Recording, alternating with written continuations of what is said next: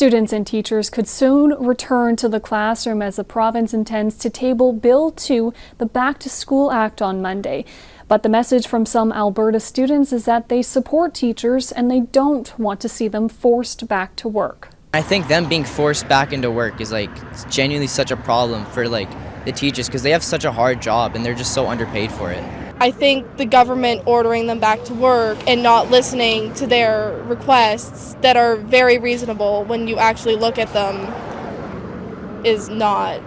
I think they should be allowed to strike and shouldn't be ordered back to work. Premier Danielle Smith said on the weekend that they still plan to enact back-to-work legislation if teachers don't voluntarily agree to return or undergo mediation.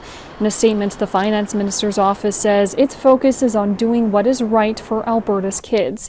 Human Resources Professor Christian Cook says there are a few paths to take towards a collective agreement, but ultimately teachers will have to return to work if this legislation is tabled. Once that happens, strike action will actually be deemed illegal. So literally against the law. And so teachers will not have an opportunity to resist that. On one hand, I do want to be back in school, but on the other end, teachers are fighting for our rights. They're striking for students. Mostly. I miss school. I just miss seeing my friends, to be honest, but if teachers aren't getting the pay that they want and classroom sizes aren't that reasonable, then it's going to be a little bit difficult. The Edmonton Students Advocacy Association is holding a student rally on Monday morning at the Legislative Grounds before the government session begins that afternoon.